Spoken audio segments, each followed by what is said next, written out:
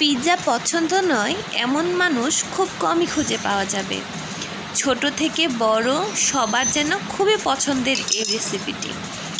এই রেসিপি তৈরি করতে গেলে অনেক সময় অনেকের ছোটোখাটো কিছু প্রবলেম হয়। আজকে আমি সেই প্রবলেমগুলোর সলিউশন নিয়ে হাজির হয়েছি মিটবল পিৎজার সঙ্গে।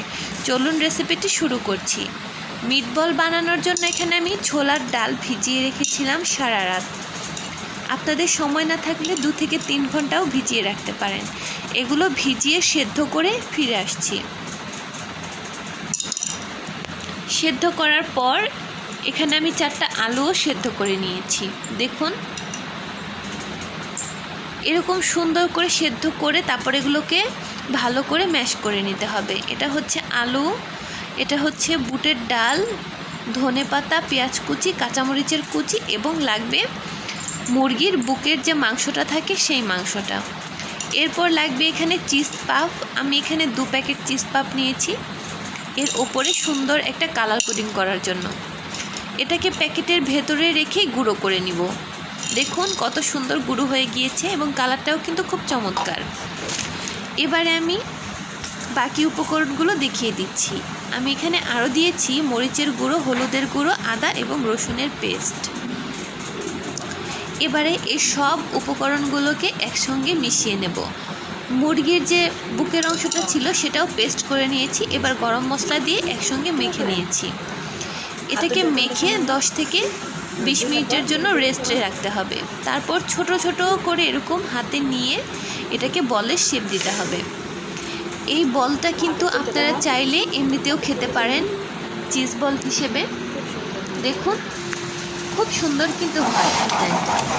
একবার তৈরি করার পর তখন বুঝতে পারবেন যে কতটা ইজি হয় এবং অল্প পরিশ্রমে কতটা মজা হয়। রেস্টুরেন্ট থেকে তো আমরা সবাই পিৎজা কিনে খাই, কিন্তু খাওয়ার পরে অনেক সময় দেখা যায় যে মুখের মধ্যে একটা নিচের যে রুটিটা থাকে সেটা একটা খসখসে ভাব থাকে এবং পিৎজাটা অনেক সময় ড্রাই থাকে। এই রেসিপিটি ফলো করলে দেখবেন পিৎজা কতটা সুস্বাদু। এরপর আস্তে আস্তে করে আমি এই বলগুলোকে উল্টে দিব। এই বলগুলো কিন্তু ভাজার সময় অনেকটা টাইট হয়ে যায়, এগুলো আর ভেঙে যাবে না। দেখুন খুব সুন্দর করে এগুলোকে ভাজতে হবে। তারপর এগুলোকে আমি ঢাকনা দিয়ে ঢেকে দিচ্ছি। ঢাকনা সরিয়ে যখন দেখব এগুলো সুন্দর মতো কুক হয়ে গিয়েছে তখন আমি এগুলোকে তুলে নিব। এখন মনে হচ্ছে সবগুলোই কুক হয়ে গিয়েছে। এখন আমি এগুলোকে নামিয়ে নিচ্ছি। নামিয়ে নেওয়ার পর তারপর আমি ওগুলো নামিয়ে 2টো ডিম এরকম করে ফেটে নিচ্ছি। ডিমের মধ্যে একটু করে লবণ দিয়ে দিতে হবে এবং গোলমরিচের গুঁড়ো দিয়ে দিতে হবে। খুব ভালো করে ডিমটাকে ফেটে নিতে হবে। এই তো দেখুন খুব সুন্দর করে ডিমটা ফেটে নিয়ে এর মধ্যে আমি যে বলগুলো রেখেছিলাম চিকেন বলগুলো সেগুলো ডুবিয়ে নেব। হালকা করে একটুখানি ডিমের মধ্যে গড়িয়ে তারপর আমি সেই চিজ পাফের মধ্যে এটাকে কোট করে নিচ্ছি। দেখুন কতটা সুন্দর হচ্ছে। এগুলোকে এরকম করে ভাজতে হবে। আপনারা চাইলে চিজ পাফের মধ্যে না দিয়েও শুধু ডিমের মধ্যেও কোটিং করতে পারেন, তো এটা দেখতে বেশি সুন্দর লাগে আর খেতেও খুব বেশি মজা হয়। দেখুন এই তো কত সুন্দর কালার চলে এসেছে। এগুলোকে কিন্তু এমনিতেও খাওয়া যায়, তো আমি এরকম করে সাইড করে রাখলাম এগুলো পরবর্তীতে খাওয়ার জন্য। এবং আমি যেহেতু অনেকগুলো তৈরি করেছি পিৎজার জন্য, তো চলুন বাকিগুলো যে কী করেছি সেগুলো দেখা যাক। তো এগুলো তৈরি করে এখন আমি তৈরি করব পিৎজার ডোটা। এখানে আমি 2 কাপের মতো ময়দা নিয়েছি। অনেক সময় দেখা গেছে যে সবার বাসায় কিন্তু মেজারমেন্ট কাপ থাকে না। 4 কাপ তো সবার বাসায় কম বেশি থাকে। তো রেগুলার 4 কাপের মধ্যে আমি 2 কাপ ময়দা নিয়েছি বড় সাইজের একটি পিৎজা তৈরি করার জন্য। এরপর দিয়ে দিলাম এখানে 1/2 কাপের মতো সয়াবিন তেল, পরিমাণ মতো লবণ ও 1/2 চা চামচের মতো বেকিং সোডা। অনেক সময় দেখা যায় যে ইস্ট দিয়ে যদি আমরা পিৎজা তৈরি করি সেই পিৎজাটা অনেকেই পছন্দ করে না, বিশেষ করে আমার ফ্যামিলির বাচ্চারা। ইস্টের তৈরি কোনো কিছু যেন ওরা খেতেই চায় না। তো সেই অসুবিধা এড়াতে এই টিপসটি আপনাদের সঙ্গে আমি শেয়ার করলাম। আশা করছি আপনাদের ভালো লাগবে। আপনারা ইস্ট না দিয়েও কিন্তু পিৎজাটি তৈরি করতে পারবেন এবং খুব সুন্দরভাবে পিৎজাটি ফুলবে। এরকম আস্তে আস্তে করে পিৎজার এই ডোর ময়দার সঙ্গে সব কিছু মেশাতে হবে। দেন যখন এটা মিক্স হয়ে যাবে, ওপর দিয়ে একটুখানি তেল ছড়িয়ে দিতে হবে। তেল ছড়িয়ে এটাকে রেস্টে রেখে দিতে হবে কিছুক্ষণ। আমি এটাকে 10 মিনিটের মতো রেস্টে রেখে দিয়েছিলাম। আপনার হাতে যদি সময় থাকে তাহলে এটাকে হাফ অ্যান আওয়ারের মতো রেখে দিতে পারবেন। এখন আমি এই ফাঁকে তৈরি করে নিচ্ছি পিৎজার একটি বিশেষ সস। এই সসটি কিন্তু সচরাচর আপনারা দোকানে গেলে পাবেন না। তো এখানে আমি দিয়ে দিচ্ছি গুঁড়ো দুধ দেওয়ার পর এখানে দিয়ে দিচ্ছি বাকি উপকরণগুলো। এই তো এরকম 3 প্যাকেট আমি ডানো ইউজ করেছি। দেখুন, এগুলো আমি এর মধ্যে দিয়ে দিলাম। তারপর এখানে বাকি ইনগ্রিডিয়েন্ট দিতে হবে। আমি এখানে দিয়ে দিচ্ছি 1.5 কাপের মতো সয়াবিন তেল দেওয়ার পর এখানে দিয়ে দিচ্ছি আমি চিনি 1/2 কাপের মতো। তারপর এখানে দিয়ে দিচ্ছি লেবুর রস। এখানে আমার ব্লেন্ডারের যে গ্রাইন্ডার মেশিন সেটার কৌটাটা আসলে ভেঙে গিয়েছে, তো কেউ কিছু মনে করবেন না প্লিজ। আমি এটা দিয়ে কাজ চালিয়ে নিচ্ছি আর কি। দিয়ে দিচ্ছি এখানে টমেটো সস। দেওয়ার পর এটাকে আমি ভালো করে মিক্স করে তৈরি করে নিয়েছি। এরপর হচ্ছে চিজটা গ্রেট করার পালা। চিজটা গ্রেট করা আমার খুবই পছন্দের একটি কাজ। তো চিজটা অনেক দিন হচ্ছে ফ্রিজে ছিল, সেজন্য অতিরিক্ত বরফে একদম শক্ত হয়ে গিয়েছে। তো দেখুন, এরকম যে সবজি কাটার যে গ্রেটার, এটা নিচের ছোট সাইড দিয়ে হচ্ছে এই চিজটা গ্রেট করবেন, তাহলে চিজটা সুন্দর মতো তাড়াতাড়ি গলবে।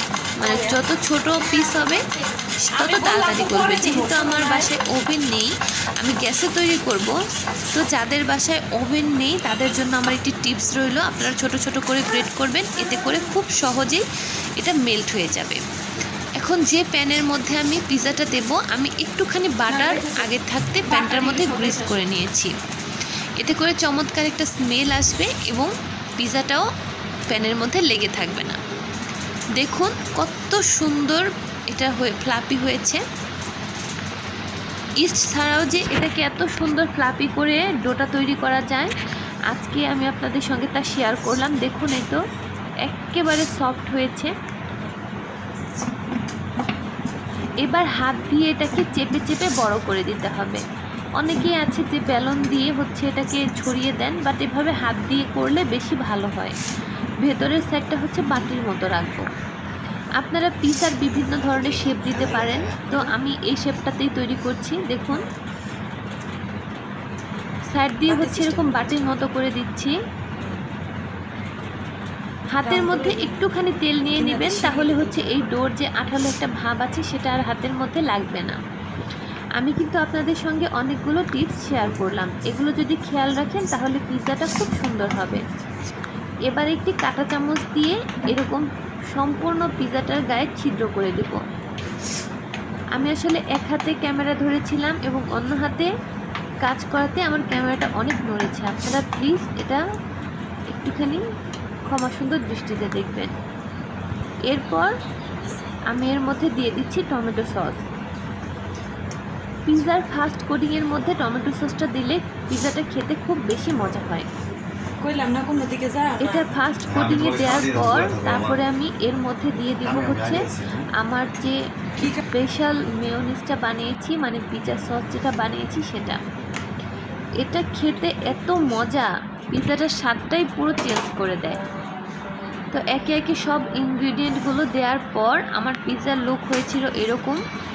তো 10 মিনিট লাগেনি আসলে।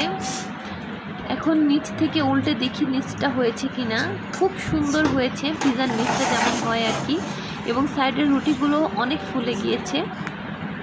তো মাশাআল্লাহ পিৎজাটি একেবারে মানে দোকানের চাইতে বেশি মজা হয়েছিল। এর কালারটা দেখেই বুঝতে পারছেন নিশ্চয়ই, এবং ওপরের দিকে যে চিজগুলো ছিল একটুখানি লক্ষ্য করে দেখুন কত সুন্দর করে এগুলো মেল্ট হয়ে গিয়েছে। আর সাইড থেকে দেখুন কতটা ফুলে উঠেছে এবং নিচটা দেখুন কতটা সুন্দরভাবে এটা কুক হয়েছে। এবার এটা কাটার পালা। এটাকে সুন্দর মতো পিস করার পর আমি একটুখানি টেনে দেখাচ্ছি। দেখুন এই যে চিজের অবস্থা। এটা খেতে এত মজা হয় যে একবার যদি বাসায় এভাবে বানিয়ে খান, কখনো রেস্টুরেন্টের পিৎজা অর্ডার করবেন না। তো যদি ভালো লেগে থাকে অবশ্যই সেতু রেসিপি চ্যানেলটাকে ফলো করে দিবেন। আশা করছি আপনাদের সঙ্গে ভালো কিছু